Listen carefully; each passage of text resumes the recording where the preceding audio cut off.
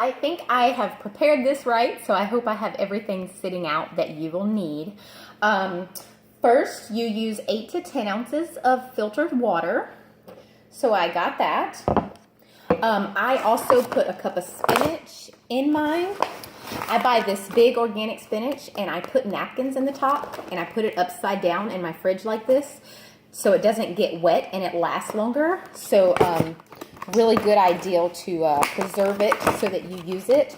I also add the spinach because one, you don't taste it, and it's an easy way to get it in an extra vegetable container-wise if you're following the 21-day fixed eating plan.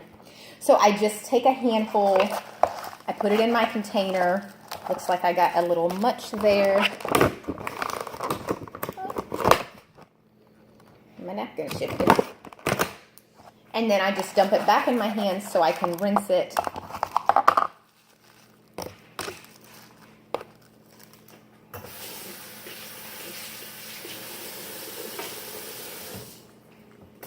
And I like to put that in my blender first so that everything fits correctly. So then I add my water. You can also use almond milk. When I first started, I preferred it that way over the water. And it is a container swap. So I quit using it so that I got in my extra yellow container that's carbs. So I kind of prefer to eat my carbs than drink them. But this is a really good brand that I like to use, the unsweetened original. It's lower in calories. So if you want more of a thicker shake, milkiness wise versus I guess not as milky.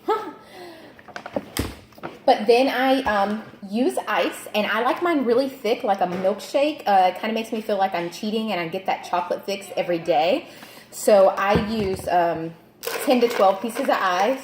That could depend on the size of your ice cubes. Mine's pretty big.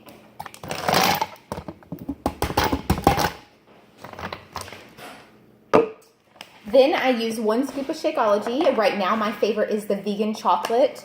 The regular chocolate was my preference before. And that's really just a difference on milk versus dark chocolate. So to me, this is more of a dark chocolate taste, where the regular chocolate is more of a milk chocolate. I also switched because the vegan is plant-based versus animal-based with the regular, but they're both really good for you. It's just when I did the 3-day refresh, you kind of cut out all protein and you had to have vegan.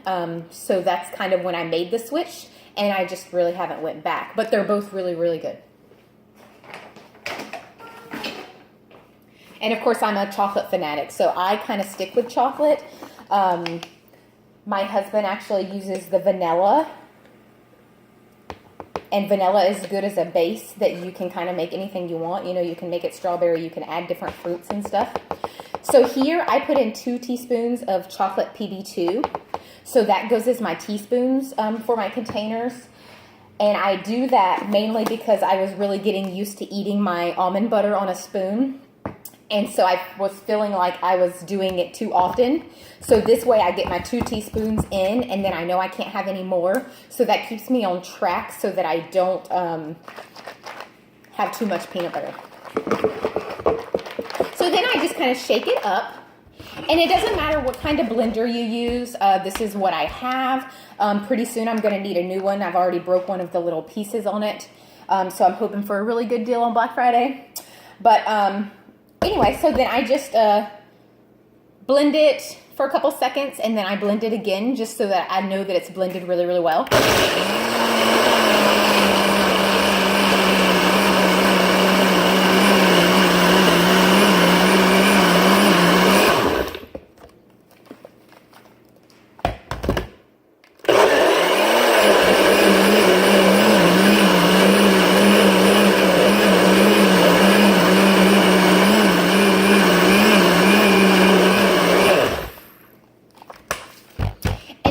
Based on your preference, I like to put it back in my shaker cup just because it's easier for me to drink. It has a lid, especially if I'm on the go, if I have to run errands.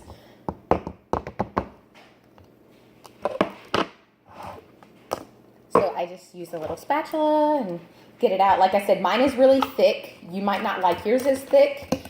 But it also, it stays colder this way for me. Also, depending on what I'm doing. And like this, I'm doing a video, so I don't get to drink it as fast as normal. And of course, I don't like to waste any of it, so I get out every little drop.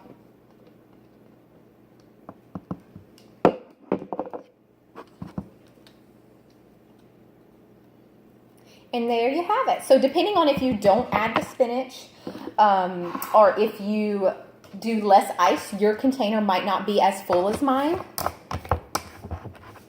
But that is how I do mine. So there's so many different ways.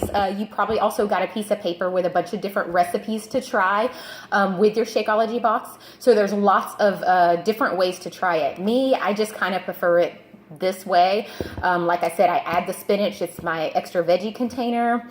And because I don't taste it, it's a good way to get it in. It's really good. That's how Jordan makes his. I made it for him because he was not willing to try it because he swore he could taste it. And he didn't notice because I had to put it in a dark container because he does do vanilla, so it makes it a little green. So if he would have seen it, he wouldn't have tried it. But he loved it and didn't know, which is really good for people that don't eat a lot of vegetables. It's a good way to get them in without knowing that they're actually eating it, because I promise you will not taste it. As well as that, you can add in fruits. So it's a really easy way if you got to get in a lot of containers and you're having a problem eating your foods.